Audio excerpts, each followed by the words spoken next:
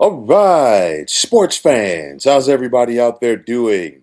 William Martin coming at you one more time here on YouTube with another edition of the 300 Pounds of Sports Knowledge Podcast. So, with the first round of the college football playoff in the books, the complete focus should be on the upcoming second round of the CFP.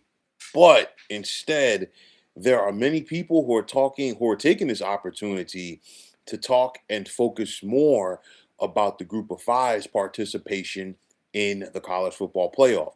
Now, the talk is about the fact that the group of five is guaranteed one spot in the playoff. Granted, with that one spot, they actually received two bids this year. And in receiving those bids, the group of five did absolutely nothing wrong. Okay. When this playoff expanded from 4 teams to 12 teams last year, the folks who put this tournament together said that the five highest ranked conference champions would gain automatic entry into this tournament. And upon hearing this, most people just naturally assumed that it was going to be the conference champions from the Power Four, along with the group of fives representative. But whereas that Tulane was going to get the group of fives bid this year, little did anyone know what was going to happen as the ACC simply fumbled the bag for their championship game. And when a five loss Duke squad won the ACC, it opened the door for James Madison, who won the Sun Belt and was ranked higher than Duke. Remember, Duke wasn't even ranked, okay? And because of that, they gained the last bid as far as like that the last of the five highest ranked conference champions. Now, did Tulane or James Madison have a great showing for themselves yesterday in the playoff? Absolutely not. And I'm not here to make excuses for them over that. But at the same time, there are not too many Power Four teams, honestly, who would have beaten Ole Miss or Oregon yesterday. I said it before, okay, once the brackets came out. Tulane was going to be fighting an uphill battle. Why? Because Ole Miss was out for blood, okay, and it had nothing to do with Tulane. It didn't matter who Ole Miss was facing. They wanted to go out there and prove it, not to themselves, but they wanted to prove a lot of the naysayers wrong who said, hey, you guys can't take care of business without your head coach who bolted for LSU. And then in the case of Oregon, I always say Eugene is one of the toughest places for an opponent to go in there and get a win. Okay, the narrative continues to be, and I don't know where this crap comes from as far as a group of five. They talk about them as if they don't even exist or they shouldn't exist. But my thing has always been, if the group of five is so bad, why do schools from the power conferences consistently take their head coaches and take their players? Okay, you look at it, James Madison, they've been represented very well over the last couple of years at Indiana. Why? Because Indiana's current head coach, Kurt Signetti, came from James Madison. And he took a lot of those players and coaches with him to Bloomington. In the case of Tulane and James Madison, both of them just lost their head coaches to power schools. John Sumrall from Tulane is now the head coach at Florida. And of course, he was working basically between two jobs up until yesterday. And then the same can be said for Bob Chesney, who left James Madison to take over at UCLA. On top of that, aside from the schools and aside from the players, conferences themselves, the power conferences, or some of them at least, are taking schools from the group of five. Go look at the Big 12 right now. How many of those schools 5 or 6 years ago were in group of five conferences? Okay, and I'll let you do the math right there. All right. It's one of those where people keep trying to act as if the group of five is the problem, and all we continue to do is hate on them. People were mad last year that Boise State got a first round bye as one of the top four conference ranked, conference highest ranked conference champions. Remember last year, it was only the highest ranked, four highest ranked conference champions that got a first round bye. And of course, when Boise lost, and of course that was coupled with the fact that every team that had a first round bye last year lost. Okay, the narrative changed, and now it wasn't just the fact that you won your conference, and that didn't necessarily or no longer guarantees you a first round bye. And I have no problem with that. Okay, but the thing is this: people keep talking about the group of five like they don't exist. Remember, once upon a time, we saw Boise State knock off big bad Oklahoma in the Sugar Bowl.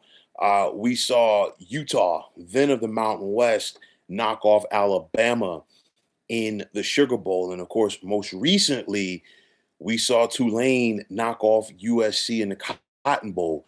And every time that these guys go out there and show that they belong, every time that they go out there and win these games, the narrative continues, like people continue to find a way to diminish what they accomplished. Oh, it's just a one off. Oh, they wouldn't survive if they were in these leagues. Well, guess what?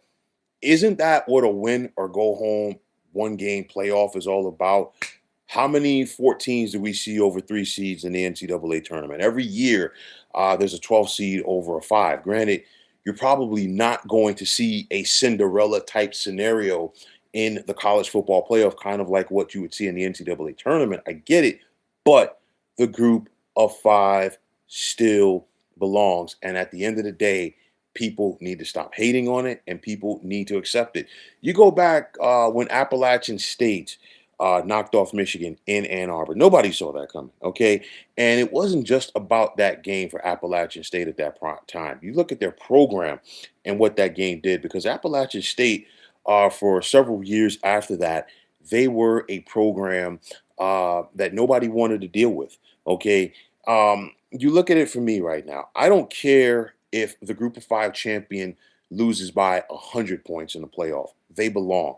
The bigger issue for me is, why do we now have conferences, these mega conferences in college football that are so big that everybody in these leagues don't face each other? Okay, we just saw Texas A&M go 11-1 this season. Of course, unfortunately for the sake of the Aggies, they were one and done in the postseason as they lost yesterday at home to Miami. But nonetheless, we saw the Aggies go 11-1. They went 7-1 in the SEC. The only game that they lost was their last game of the regular season. They lost it on the road to Texas. Okay, the SEC had five teams in this playoff. Texas A&M did not play one of those other teams that made the playoff. Matter of fact, they're the only team, okay, from the SEC that got into the playoff that can say that. Okay. And honestly, of the leagues that got multiple bids, and it basically was the SEC and it was the Big Ten, they're the only ones who could say, at least regular season wise, or at least getting to the conference championship game, that they did not face any of the other teams that made it from their respective conference. So again, what does that tell you? That right there, to me, is a bigger issue. You have a 17-team ACC that couldn't figure out who needed to get to the playoff when they had to the championship game, rather, when they had a five-way tie for second place in their league. And like I said before, simple way for the ACC to have done this. All they had to say was, "Hey, you know what? The highest ranked team out of those five goes to the to the conference championship game." You would have had a Miami versus Virginia matchup, two ranked teams in the top 25 of the CFP. Problem solved. Okay, but of course the ACC couldn't do that. So the people that run college football continue to make horrendous decisions and then expect to get bailed out for their stupidity. And of course, now the situation, or now the solution rather, to expand, like after these conferences have been expanded, is, we're just going to sit back and expand the playoff again. And there's already rumblings thrown around about a 24 team college football playoff potentially, which would guarantee four automatic bids for both the Big Ten and SEC, two for the ACC and the Big 12. I'm not on board with that. Okay.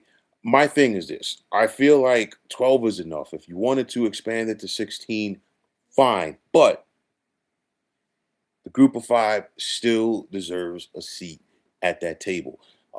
You think about it a couple of years ago when we still had the 14 college football playoff, and Cincinnati, who was then out of the American, made the playoff.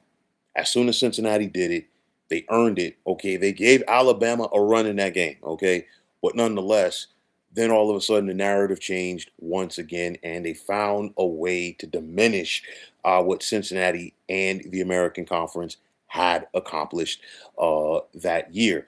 Unlike last year's playoff, okay, I'm totally in favor of this year's seeding format. Like I said before, I think the seeding is better, and because of that, with the exception of James Madison losing to Oregon, and of course Tulane losing to Ole Miss, we didn't get a whole bunch of blowouts this year in the first round. Very competitive game between Alabama and Oklahoma on Friday night. Two teams from the SEC, two teams that had faced off earlier this year.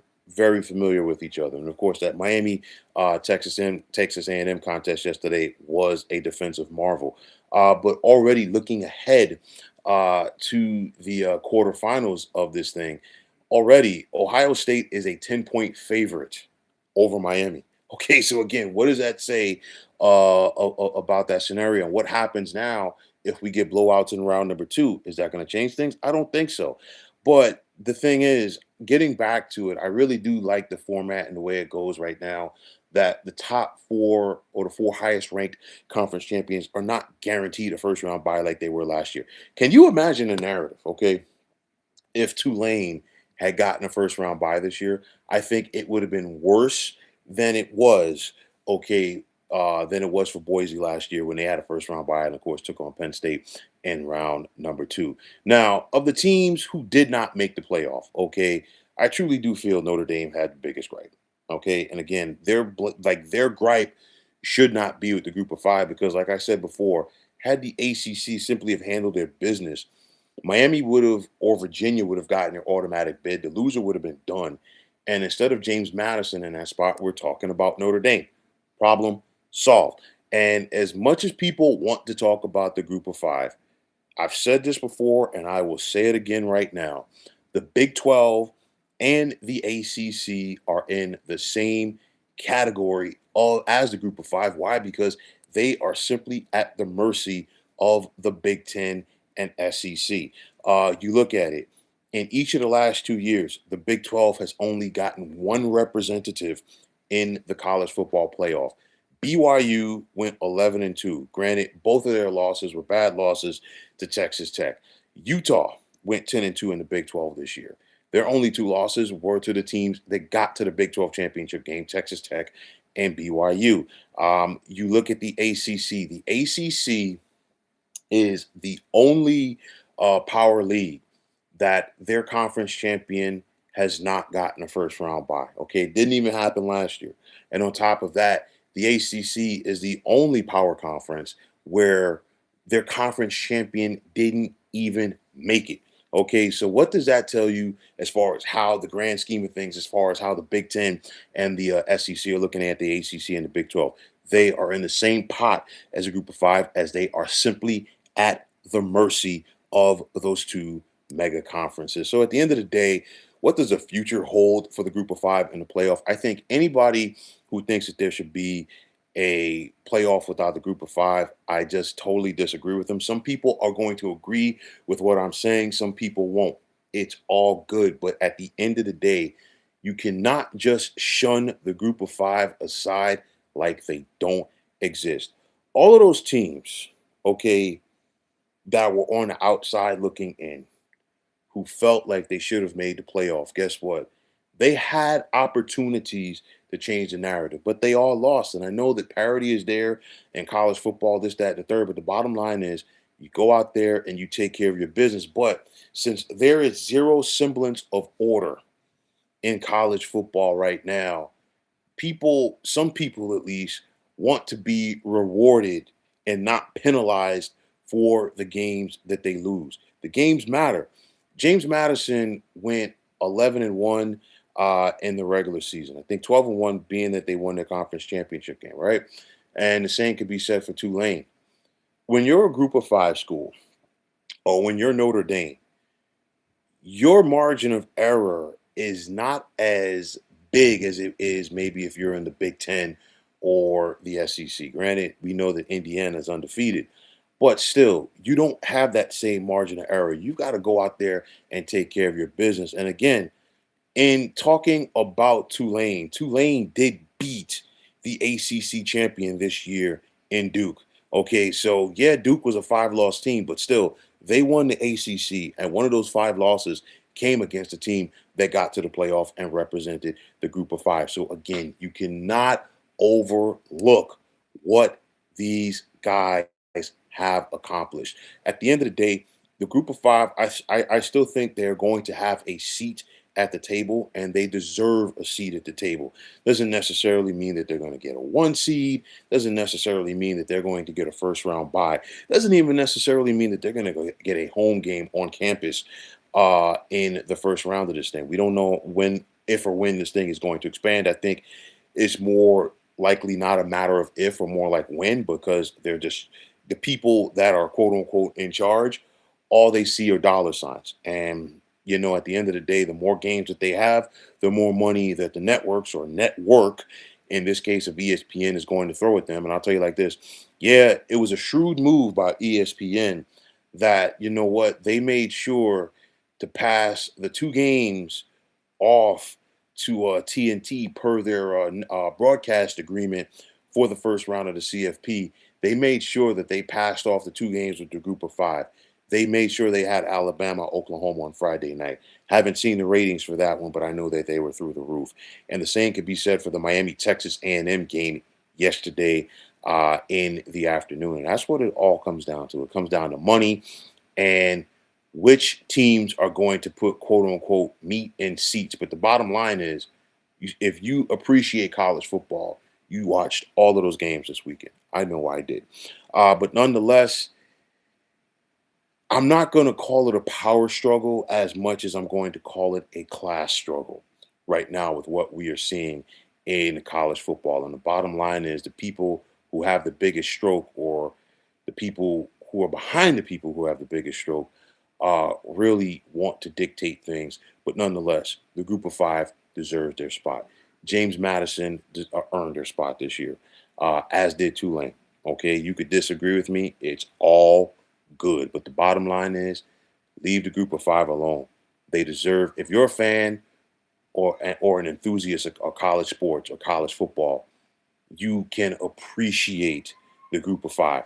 I know that the power conferences do, because again, like I said before, they're consistently after their head coaches, they're consistently after their players in the transfer portal, and they are consistently, in some cases of these conferences, they're after their schools. Like I said before, go look at the Big 12 right now. And how many of those teams that are currently in the 16-team Big 12 were in group of five conferences 5 or 6 years ago? And I'll just let you take it from there. Killer D, what's going on? The have and have nots in college football is a staggering gap. Absolutely. Absolutely. And I think when we continue to make these conferences as big as they are, I think that's only going to hurt the narrative. For me, for what it's worth, what I would love to see, I would just love to see them go back to 10-team conferences. Okay. And going back to a 10-team conference, you have nine conference games. So this way, everybody plays everybody. There's no excuses. You can still have a conference championship game. I have no problem with that. But I think the fact that you would let everybody play everybody changes it. I know they want to talk about, well, comparing the NCAA tournament to the college football playoff. But I'm more in line with thinking about comparing the college football season and the college football playoff to the National Football League. When it comes to divisions, everybody plays each other in their division 2 times a year. And if there's a tiebreaker, the first thing that gets factored in is the head to head. And if there's a split, we look at the overall division record. Then from there, you're looking at conference records, and then possibly strength of schedules and things like that. And it's, the same thing goes for the overall as far as getting to the postseason. Everybody plays the same amount of games. Or the one thing you can say, some people might have a different strength of schedule, yes, But nonetheless, it all basically takes care of each other.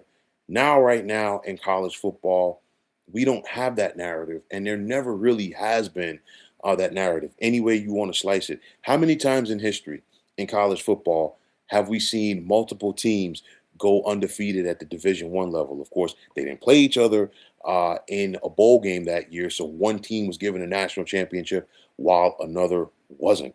Okay, and I don't care, like I said before, how you try to like level it up. There's always going to be issues. Before the BCS, there were teams griping about things. With the BCS, there was always a third team complaining about not getting in. With the 14 playoff, there was always a fifth and sixth team complaining about not getting in. We're at 12, and there's still like 13, 14, and 15 complaining. If you go to 16, okay, and to your point, I could really see a 16 team playoff coming down the pike. But if and when that happens, we're still going to have 17, 18, and 19 complaining about not getting in. You're not going to please everybody. Okay, that's the bottom line. You simply are not.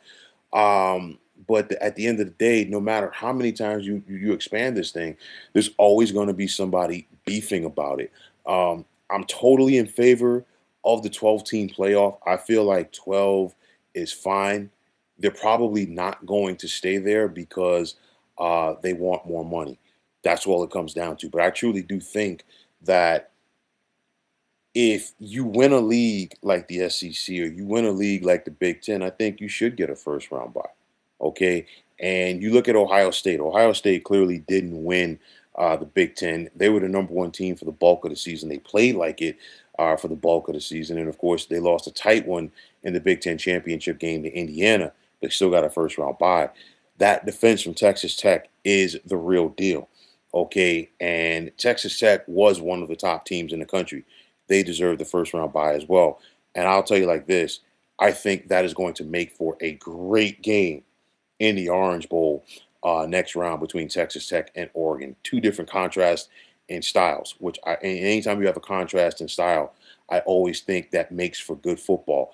You're saying, damn, that A&M with Miami was good. Listen, I know like some fans, casual fans, they just love offensive football, and just like they like high scoring NBA games, high scoring MLB games, you name it. If you're a fan of sports, you could really, especially football, you could appreciate the competitive aspect yesterday from Miami and Texas A&M. Miami's defense is legit, and I love and I appreciate and I give them credit for the fact that you know what they wanted to make Marcel Reed, the quarterback for Texas A&M, a quarterback and not a runner. Okay, and they said, you know what, you're not going to beat us running. You're going to have to beat us with your arm, and he could not do it. And Miami stuck with their running game. And anybody who knows football knows, okay. And I once upon a time I played on the offensive line, and I could tell you when you consistently run that football, you impose your will on your opponent. And as good as that Texas A&M defense was all season long, okay, fourth quarter, those 2 and 3 and 4 and 5 yard runs from the first half from Mark Fletcher, now we're turning into 8, 9, 15 yard runs. Okay, you got to treat it like boxing, and they wore that defense down. All right, but nonetheless, two good defensive teams that we saw yesterday, and I think that's what it's all about.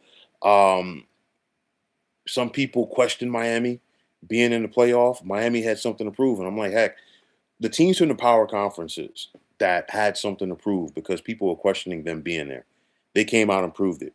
Miami proved it by going on the road and knocking off A&M. Alabama proved it by going on the road and knocking off Oklahoma. The group of five still had something to prove, don't get me wrong.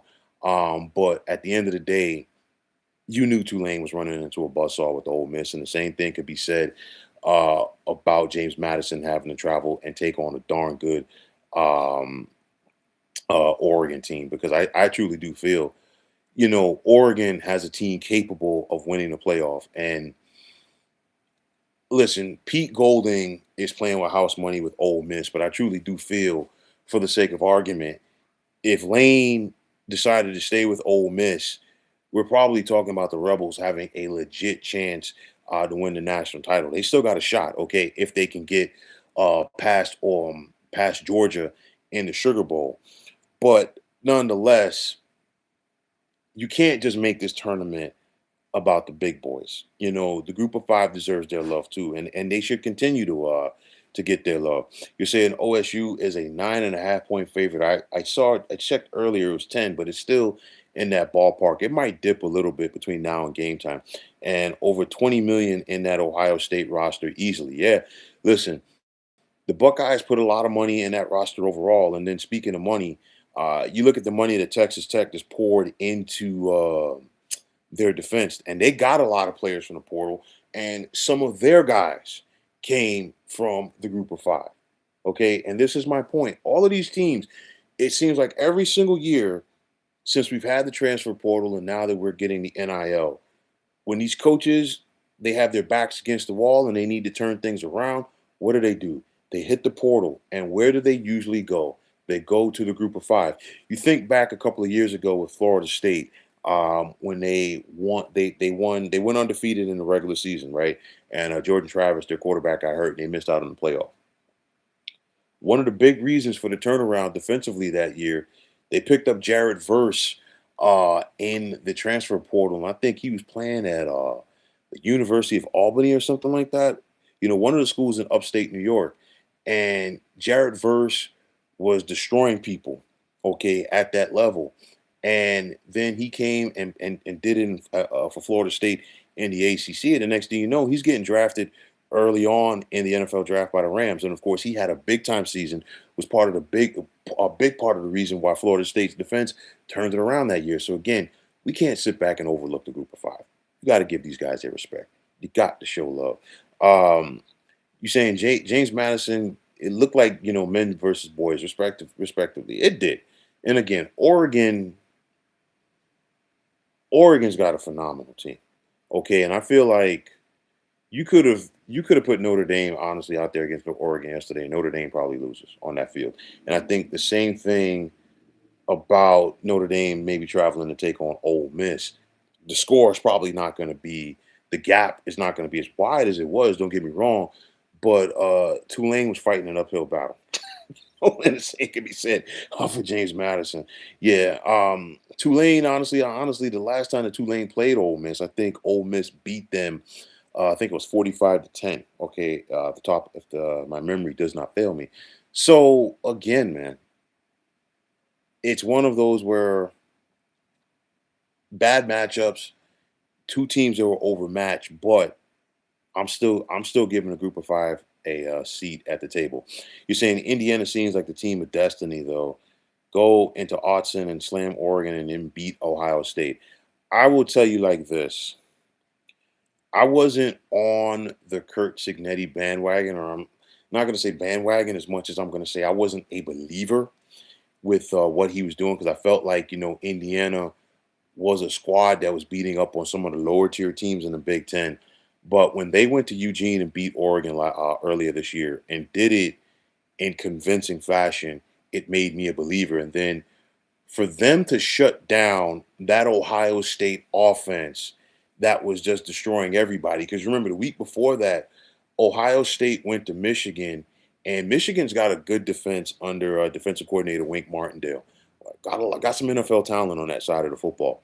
But it was one of those where, we just saw Ohio State run through Michigan. And then for Indiana's defense to shut them down, it definitely made them a believer. So that's why I'm really looking forward to this game, Indiana and Alabama in the Rose Bowl. Last I checked, the Hoosiers are going to be a 7 point favorite over the Crimson Tide. But I'll tell you like this, that number one, it's going to be a good game. Number two, Kurt Signetti is going to have his squad ready for that game. Okay, make no mistake about it. Kurt Signetti deserves all of the accolades that he is getting because I think he is he is a jewel, he is a gem for the college football game at this moment. And again, Kurt Signetti, like a lot of other people, proved himself at the group of five level, man. So that's the thing, man. You gotta give those guys some love. And again, at the end of the day, they deserve to have their seat at the table. The results might not be there all the time, but they definitely deserve to have their seat. But yeah, man, listen, that's gonna about wrap it up with my take on the group of five, and hopefully they continue to be a part of this college football playoff in spite of the results that we saw yesterday in the final score. Both teams were overmatched, don't get me wrong. But Demo, as always, man, definitely appreciate you chiming in, definitely appreciate the commentary, definitely appreciate the support. And a side note, my man, that was a tough loss today for your Bucks. But you know what? They still have a shot, okay, to win the NFC South. I thought Baker was going to pull it out today at the end against Carolina, but you know what? Credit to credit to the young Panthers for going out there and making those key plays. But that's still going to be must see TV if the Bucks win next week. Regardless, they're still going to have a chance to win the division. I know Carolina's got Seattle next week, but they do play each other in the final game of the season in Tampa Bay. But nonetheless, folks, if you like what you heard and saw on this podcast, you know what to do. Just hit that like button as well as subscribing to this channel. And like I always say, it's greatly appreciated. And also, if you are on the X, formerly known as Twitter, you can check me out anytime at 300 pounds of sports. And like I always say, if you give me that follow, it'll be my pleasure to follow you right back. And the same goes for Instagram, where you can check me out at 300 pounds of sports knowledge. Also, if you're on Facebook, you can definitely check out the Sports Depot 365. And as far as I'm concerned, one of the better sports groups going on social media. Killer D, happy holidays to you and all of your family as well. And I wish you nothing but the best. And that goes for everybody else. And until next time, fine folks, my name is William Martin. I'm signing off, and I'm saying thanks once again for checking out the 300 Pounds of Sports Knowledge podcast here on YouTube. Be well, everybody.